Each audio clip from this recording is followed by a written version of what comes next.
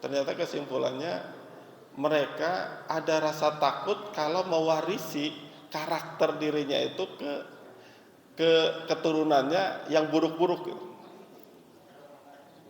Jadi sebenarnya ada unsur yang luar biasa, yakni kejujuran. Kejujuran itu menurut mereka itu akan membawa kebahagiaan dan kebaikan katanya. Jadi kejujuran itu adalah kunci kebahagiaan dan kebaikan. Sok Bu, kalau kita jujur enak nggak?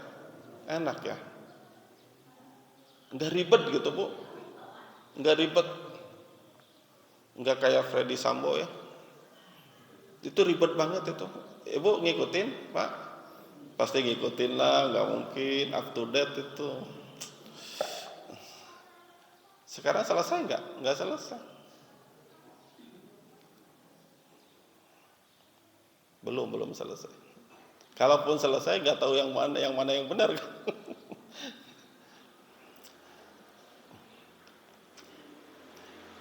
Nah ini ya. Sekarang masuk ke yang tadi perjuangan itu kan jihad ya. Nah sekarang kita lihat konteks jihad dalam Al-Quran nih. Dalam Al-Quran itu disebutkan sekitar 41 kali kata jihad. Jihad itu ada yang akar katanya dari jahada, fi'il madinya. Ada yang akar katanya dari juhida. Ada yang dari jahada, ada yang dari juhida. Kalau jahada kesulitan. Kalau juhida kemampuan. Beda ya.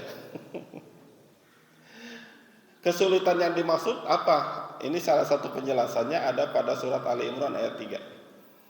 Kesulitan untuk menghadapi ujian, kesulitan untuk menghadapi cobaan yang menuntut kesabaran misalnya. Dalam surat Ali Imran ini dinyatakan, apakah kamu menduga akan dapat masuk surga padahal belum nyata bagi Allah orang-orang yang berjihad di antara kamu dan belum nyata orang-orang yang bersabar. Jadi jihad itu sangat dekat dengan kesabaran. Kenapa? Karena unsurnya kesulitan. Kalau orang dikasih kesulitan, itu pasti harus sabar. Jadi kalau misalnya kita dapat musibah, dapat hal yang kita tidak duga yang menurut kita itu adalah keburukan, itu pasti kita membutuhkan kesabaran. Itu makna jihad itu. Nah yang kedua ada makna juhida itu, artinya kemampuan. Kemampuan apa? Kemampuan untuk mengeluarkan daya upaya kita, ini potensi pada diri kita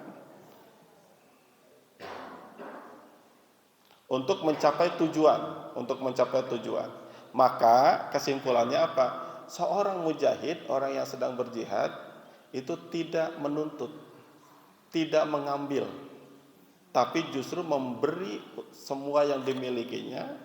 Nah ketika dia memberi itu, dia tidak berhenti sebelum tujuannya tercapai. Jadi jihad mas sebenarnya terus-terusan. Ini di surat At-Taubah ayat 24 dinyatakan, katakanlah jika bapak-bapak, anak-anak, suami, istri dan lain sebagainya itu ya, dan perniagaan gitu ya, yang kamu khawatirkan kerugiannya dan rumah tempat tinggal yang kamu sukai lebih kamu cintai dari Allah dan Rasulnya dan dari jihad di jalannya, maka tunggulah sampai Allah mendatangkan keputusannya. Allah tidak memberi petunjuk kepada orang yang fasik. Jadi jihad bermakna kemampuan kita untuk ikhlas, kemampuan kita untuk mengeluarkan segala sesuatu dalam memberi. Jadi kalau ada sesuatu yang kita cintai, sesungguhnya apa yang kita cintai itu datangnya dari Allah. Harta yang kita miliki, keluarga yang kita banggakan, itu datangnya dari Allah. Maka harus di bawah cintanya kita kepada Allah dan Rasulnya. Jadi kemampuan kita menjadikan potensi-potensi itu untuk mendekatkan diri kita kepada Allah dan Rasul. Ngerti Bu ya? Nah inilah yang dimaksud dengan jihad. Jadi kalau ibu bapak mendidik anak agar baik, agar mendapatkan kehidupan yang kita inginkan, itu jihad bukan? Jihad. Dengan kemampuan yang kita miliki. Jadi potensi yang ada pada diri kita dan keluarga kita itu kita kerahkan semua untuk apa? Untuk tujuannya berharap ridho Allah Subhanahu wa taala. Mendapatkan pendidikan terbaik arahnya berharap ridho Allah Subhanahu wa taala. Kita punya harta kemudian kita sedekahkan, itu juga kita berharap ridho Allah Subhanahu wa taala, jadi nilai kemampuan kita sebagai hamba yang paripurna, seimbang antara iman, ilmu dan amal soleh. Jadi makna jihad itu ada unsur kesulitan di dalamnya, makna jihad itu ada unsur kemampuan kita untuk mengeluarkan potensi. Nah inilah sebenarnya kekuasaan Allah menciptakan manusia. Jadi kalau ada kalimat dalam surat At-Tin itu kan, apa kalimat itu? Watini wa zaitun wa turi sinin wa hadza. Laqad khalaqnal insana fi ahsani taqwim. Allah ciptakan manusia dengan bentuk yang terbaik, dengan unsur yang terbaik. Artinya apa? Allah memberikan potensi pada diri kita. Allah sudah memberikan kemampuan pada diri kita untuk menghadapi kesulitan. Nah, tinggal kitanya mengolahnya bisa baik atau tidak. Makanya kan kalimatnya kan terusnya apa? Laqad summa radadnahu asfala safilin. Kalau gagal, maka kita terjerembab, katanya kan gitu ya, ke dalam unsur sesuatu yang paling dasar. Asfala safilin, asfal itu kan paling bawah. Neraka paling hina lah. Nah, itu ya. Jadi kita sebagai mukmin, sebagai muslim itu mujahid Bu, semuanya mujahid. Jadi kalau kita istilah takbir gitu kan, sering takbir. Nah mudah-mudahan itu kita gunakan pada posisi yang tepat lah. Masa berantem dengan diri kita sendiri kita sebut takbir bisa kan? Dalam sholat kita takbir, dalam azan kita takbir, tiap hari lah takbir itu. Cuma nadanya yang berbeda-beda ya. Ibu kalau sholat takbirnya sambil marah-marah enggak? Enggak kan? Ya kan? Oke, kita lanjutkan. Dalam surat Al-Ankabut itu kan apa kalimatnya? Ayat 6. Barang siapa yang berjihad, maka sesungguhnya jihadnya untuk dirinya sendiri. Wa man jahada fa innama yujahidu li nafsih kata. Jadi ketika orang berjihad sesungguhnya manfaatnya ada pada dirinya sendiri. Rasul itu kan sudah memerintahkan kan jihad itu sejak zaman periode Mekah, ya kan? Bagaimana membentengi akidah, ya kan? Bagaimana bertahan dengan tekanan itu kan jihad ya.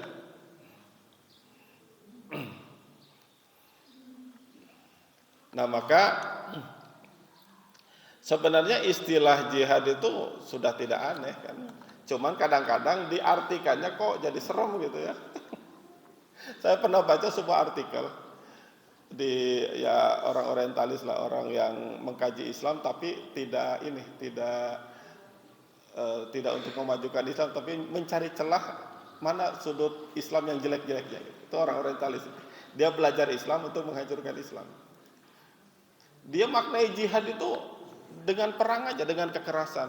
Islam itu agama yang keras, sukanya peperangan. Dari dulu kabilah-kabilah di Arab itu sukanya perang, kan gitu ya. Sampai kemudian Islam itu serem, potong tangan. Islam itu serem, kalau ada yang dibunuh, bunuh lagi, ya kan? Ada kan kisos itu.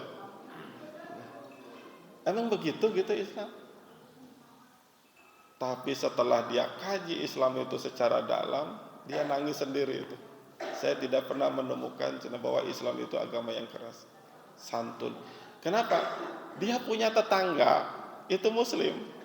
Tiap hari berkomunikasi begitu humble, begitu sopan gitu kan, enak. Dia baru sadar apa yang dia pelajari itu salah. Jadi dulu di Amerika itu karena masih sedikit komunitasnya, orang Muslim itu punya ciri kalau di depan rumahnya itu tidak pakai lafaz Quran segala macam, enggak, pakai bunga melati. Jadi kalau ada di rumahnya di depannya itu bunga melati itu, oh ini orang muslim. Enak kan ya? Jadi bersatu gitu, enggak melihat ciri identitasnya gitu, enggak. Tapi dengan keindahan. Bapak-bapak, ibu-ibu sekalian, nah ini Rasul sudah menyatakan tentang jihad. Fala tuti'il kafirina wajahidhum bihi jihadan kabira. Ini surat Al-Furqan ayat 52. Maka jangan kamu taati orang-orang kafir dan berjihadlah melawan mereka menggunakan Al-Quran dengan jihad yang besar. Jadi melawan identitas kekufuran, melawan identitas kesyirikan, itu jihad, itu zaman di Makkah itu kan. Nah ini baru yang mengkerucut nih. Pakar Al-Quran Ar-Raghib Al-Isfahani dalam kamus Al-Quran Mu'jam Mufrodat Al-Faiz Al-Quran, jihad mengerahkan segala tenaga untuk mengalahkan musuh. Kemudian dia menyimpulkan ada 3 jihad katanya. Yang pertama, menghadapi musuh yang nyata. Musuh yang nyata perlu nggak diperangi? Kalau dia menyerang, masa diam aja? Perang Badar itu perang pertama Islam, itu kan karena kita mau diserang daripada nyerangnya langsung ke Madinah, dicegat di Badar. Ya kan? Disepakati perangnya di Badar. Perang Uhud, Islam dulu yang nyerang? Enggak. Perang Uhud itu mereka ingin membalas kekalahan perang Badar kan. Kita membela diri. Jadi dalam konteks perang yang sesungguhnya, perang yang fisik itu dalam Islam itu semuanya unsurnya membela diri. Ketika Rasul menyebarkan surat ke raja-raja sekitar Jazirah Arab, kemudian suratnya itu ada yang disobek, bahkan yang bawahnya ada yang dibunuh. Membela diri enggak ketika kita menyerang mereka? Membela diri, harkat martabat Islamnya kan. Sampai kemudian ekspansi Islam itu zaman khalifah itu sampai ke Babilonia, ke sana-sana itu. Bani Abbasiyah, Bani Umayyah yang pernah saya ceritakan itu menjalar sampai kemana-mana. Dan itu semuanya dilakukan dengan sangat santun. Nah sekarang kalau misalnya kaitannya dengan khilafah gitu. Kalau menurut saya khilafah macam-macam. Khilafah harus ditunjuk. Islam itu dulu pernah, ya kan, melakukan itu. Zaman khalifah itu ditunjuk.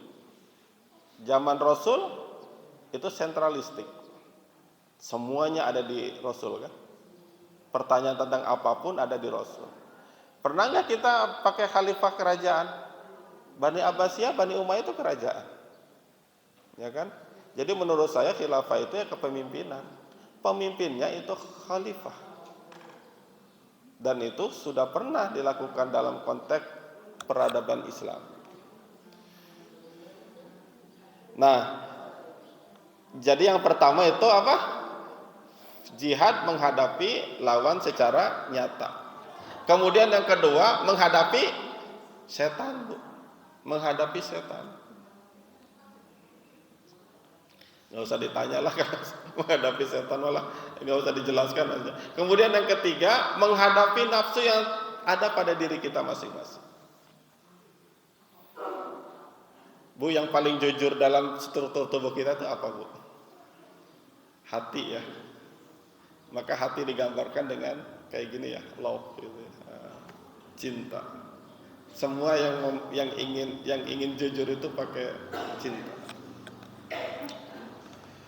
Apalagi anak-anak remaja. Dalam surat Al-Hajj ayat 78 dinyatakan wajahidu fillahi haqqa jihadi. Ini jihad yang nyata ini. Ini dalilnya di sini. Dan berjihadlah demi Allah dengan sebenar-benarnya jihad. Tapi kalimatnya fillahi loh.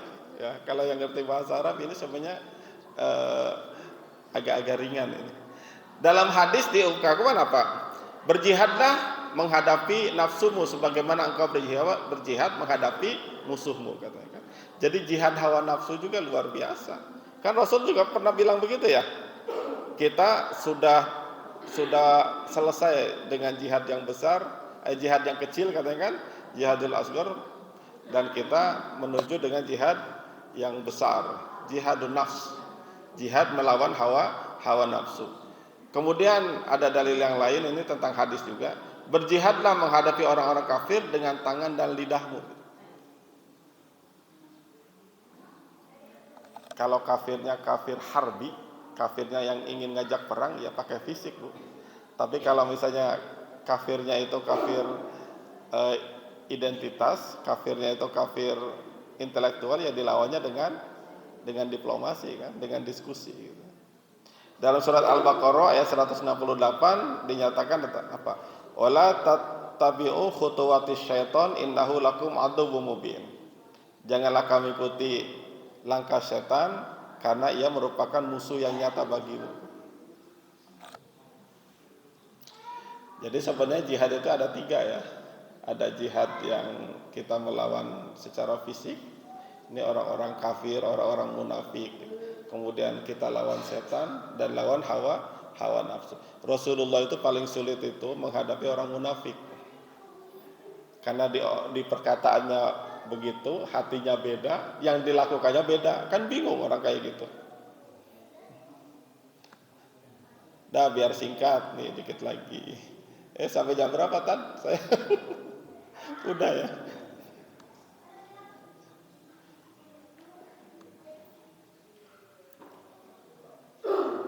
Harusnya ditayangin nih. Tapi dah enggak usah lah, udah cuma 2 lembar. Nanti berikutnya.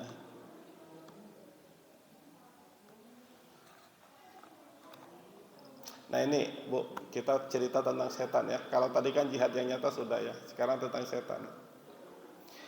Setan itu dikenal gak di agama yang lain? Di Yahudi dikenal gak? Di Nasrani dikenal. Di Islam dikenal. Di agama Samawi istilah setan itu semuanya dikenal. Bahasa setan itu sebenarnya bahasa Ibrani. Artinya itu lawan atau artinya musuh. Ya kan? Setan itu juga dari bahasa Arab. Artinya apa? Setan itu artinya menepi. Bisa juga artinya hancur. Bisa juga artinya terbakar. Bisa juga artinya melampaui batas. Itu arti setan. Dalam hadis dinyatakan bahwa sebaik-baiknya sesuatu, sebaik-baiknya hal yang kita pilih itu adalah yang di tengah-tengah katanya. Ya, yang di tengah-tengah. Kedermawanan itu antara apa, Bu? Kedermawanan itu antara keborosan dan kekikiran. Itu kan dermawan. Ya. Dermawan itu boros enggak, kikir enggak, itu dermawan. Tengah-tengah. Kalau keberanian antara takut dan ceroboh. Orang ceroboh juga nggak bagus ya, tapi orang takut juga nggak bagus. Tapi di tengah-tengah itu orang berani. Berani itu artinya punya perhitungan, berani itu punya strategi. Nah ini yang tengah-tengah. Dalam bahasa Inggris, istilah setan itu istilahnya apa? Devil ya, devil. Artinya apa?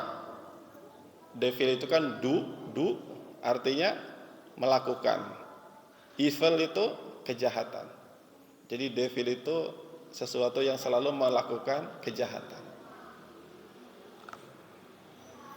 Jadi setan itu selalu melakukan unsur-unsur yang jahat. Musuh abadi kita itu kan setan. Musuh tanpa darah itu setan.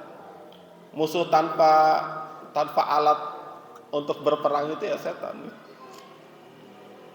Nah, kalau setan yang paling jahat dalam istilah kita disebut iblis.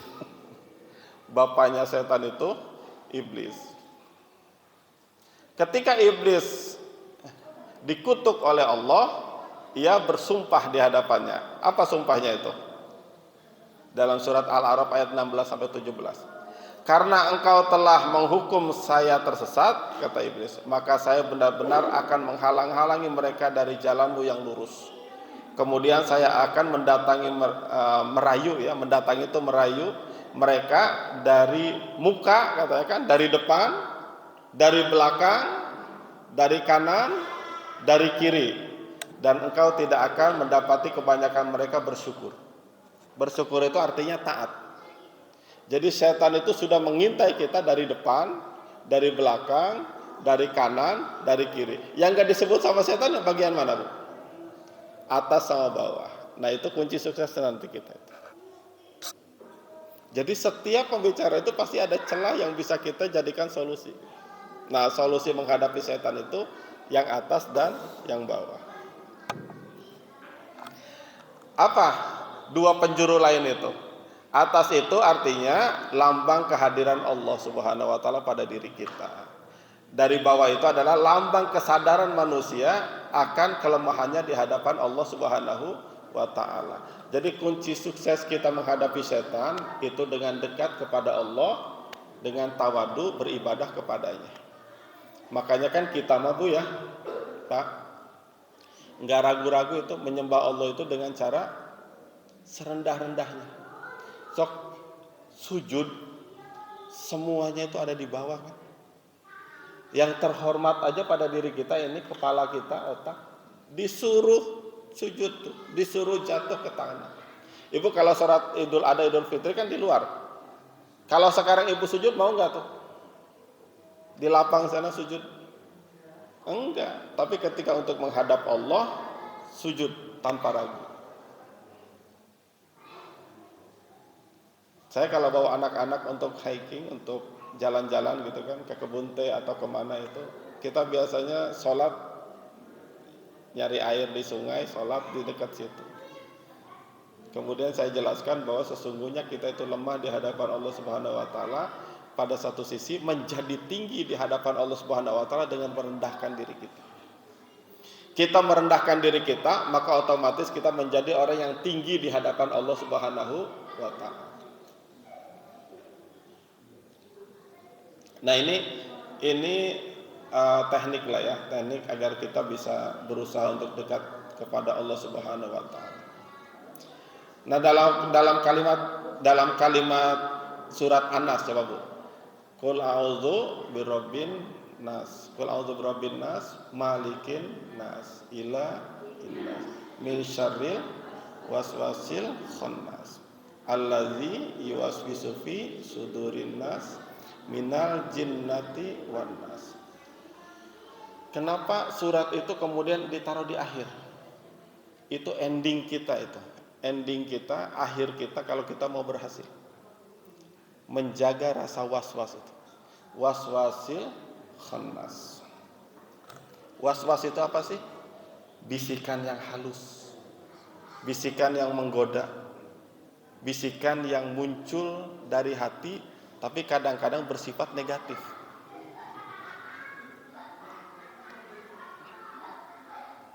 Jadi was-was itu kalau digambarkan musuh, setan tadi itu, dia itu kembali dan mundur. Mundur dan kembali. Jadi ketika kita dalam kondisi imannya kuat, dekat dengan Allah Subhanahu wa taala, setan itu hilang atau mundur? Dia mundur. Dia memantau. Tapi ketika kita posisinya sedang tidak baik-baik saja, tidak dekat dengan Allah Subhanahu wa taala, dia maju. Dia kembali. Setan akan kembali menggoda apabila manusia lengah dan melupakan Allah Subhanahu wa taala. Setan mundur bila manusia berzikir mengingat Allah Subhanahu wa taala. Jadi kunci kita menghadapi setan dari atas dan dari bawah. Kemudian sadar bahwa setan itu selalu mengawasi kita. Ketika kita lengah, dia mundur. Ketika kita lengah, dia maju. Masuk ke diri kita. Ketika kita dekat dengan Allah, dia mundur. Tetapi dia tetap mengawasi. Nah, inilah makna yang mudah-mudahan bisa kita cerna sama-sama tentang nilai-nilai jihad. Jadi jihad itu ada jihad secara fisik, betul. Ada jihad kita melawan setan, ada juga jihad kita melawan hawa nafsu pada diri kita. Dan kalau hawa nafsu mah bagaimana kita strateginya, Bu? Kadang ada orang yang boros luar biasa yang tadi ya, boros. Sehingga berapapun uang yang dia dapat, berapapun materi yang dia dapat pasti habis. Karena dia berpikirnya kemauan. Berpikirnya kemauan. Kalau kemauan mah nggak akan ada habisnya, Bu. Rek sampai kapanpun. Tapi berpikirlah tentang kebutuhan. Maka kebutuhan mah apa yang kita dapat itu pasti cukup. Kebutuhan yang paling penting buat diri kita itu kan asupan gizi, makan. Saya yakin penghasilan kita itu pasti cukup untuk makan. Tapi kalau urusannya sudah pengen beli mobil, ganti mobil, pengen beli rumah, sedangkan sudah punya rumah gitu kan, kemauan yang kita inginkan nggak akan pernah ada habis. Allah sudah mencukupkan kebutuhan kita, tetapi Allah belum tentu memberikan kemauan yang terus-menerus pada diri kita, karena nggak akan ada habisnya. Nah, itulah bagian daripada pengendalian hawa nafsu. Makanya kan Allah melihat pada diri kita bukan karena fisik kita, bukan apa yang kita miliki, tetapi melihat nilai ketakwaan kita, keimanan kita. Makanya kunci sukses keimanan itu diiringi dengan amal soleh. Kan kalimat dalam Al-Quran itu apabila ada kata ya ayyuhalladzina amanu diiringi dengan biasanya wa amilus sholihat. Maka kunci keimanan kita yang paripurna itu adalah dengan amal soleh. Ke atas dan ke bawah. Segala sesuatu yang kita lakukan kita serahkan kehadiran Allah sebagai ungkapan kebesaran Allah. Kita ke bawah dengan sujud, dengan berzikir, ungkapan kita sebagai manusia yang dhaif dan selalu bersyukur atas nikmat Allah yang sudah dilimpahkan kepada kita semua. Sedikit, nah, kata Rasul kan ketika Sya'labah minta didoakan agar menjadi orang kaya itu kata Rasul apa? Kata, celaka engkau Sya'labah, sedikit harta yang engkau sedikit harta yang diberikan oleh Allah yang kau syukuri itu lebih baik daripada harta yang kau kemudian jauh dari Allah. Kenyataannya apa? Kenyataannya Sya'labah yang rakus pada saatnya tiba dihancurkan kembali. Qorun, ya kan? Qorun yang kemudian jadi diabadikan jadi istilah harta Qorun gitu kan? Itu kan sama, karena keserakahannya sampai kemudian terbenam dengan hartanya sendiri. Kenapa? Karena banyak maunya. Karena banyak maunya. Kalau kita kemauan, mengikuti kemauan, ya nggak akan ada habisnya. Tapi kalau kebutuhan, insya Allah akan selalu terpenuhi. Boleh nggak Pak kalau target kemauan kita dengan target? Boleh, itu artinya usaha kita kan. Tapi kalau terlalu berekspektasi tinggi, khawatir kita justru jauh dari Allah Subhanahu wa ta'ala. Bekerja tanpa henti, kemudian lupa dengan Allah, lupa dengan sholat kita, lupa dengan ibadah kita, sedekah kita lupakan. Saya pengalaman betul Bu, Pak.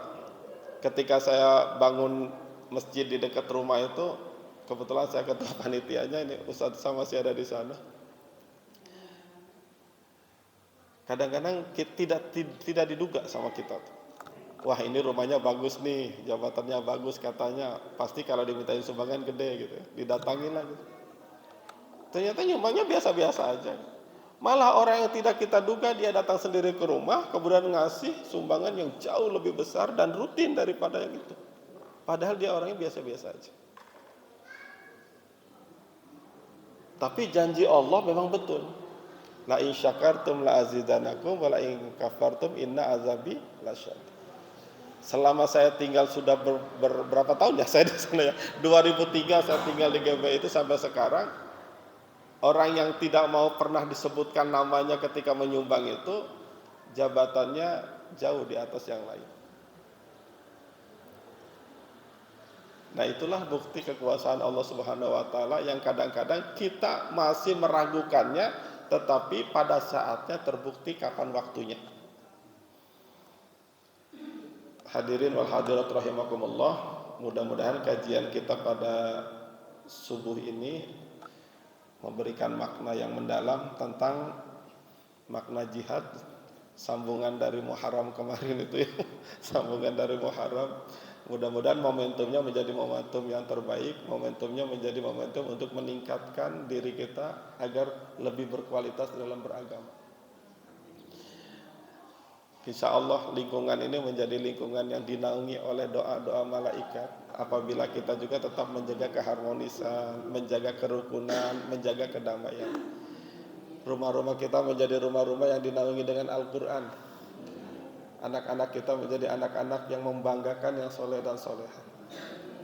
Apa yang diharapkan Bapak Ibu dan kita semua yang ada di sini, mudah-mudahan keluarga kita keluarga yang sakinah, mawadah dan penuh kerahmatan. Cukup ya tadi? Mau diterusin? Ila liqa ma'assalamah. See you later again ya. Iraha wela pokoknya. Assalamualaikum warahmatullahi wabarakatuh.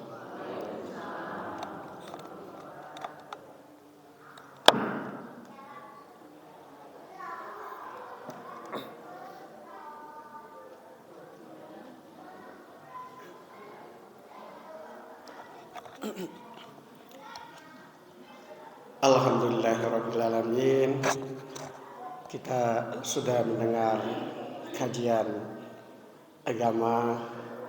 Mudah-mudahan kita bisa menarik apa yang ada di dalam kajian tersebut dan membuat kita semakin takwa, semakin soleh, soleha, dan insya Allah kita senantiasa dinaungi hidayah dari Allah. Kepada Bapak Ustadz, kami ucapkan terima kasih atas kajian ini, dan pada hadirin juga kami tak lupa menyampaikan banyak terima kasih. Semoga hari ini kita dibalas dengan amalan yang besar yang nanti akan kita dapatkan di akhirat kelak. Demikian kajian ini, dan kita silaturahmi sarapan pagi bersama untuk menambah ikatan tali silaturahim kita, karena kelak nanti di hari kiamat kita semua akan bersaksi nanti di sana bahwa kita semua bersaudara dan kita saling menyelamatkan nanti di yaumil kiamah kelak dengan saksi kita bahwa kita senantiasa berada di masjid dan menjalin silaturahmi keakraban kita di dunia dan di akhirat. Wabillahi taufiq wal hidayah. Wassalamualaikum warahmatullahi wabarakatuh. Silakan Pak, sarapan pagi. Maka ibu-ibu, maka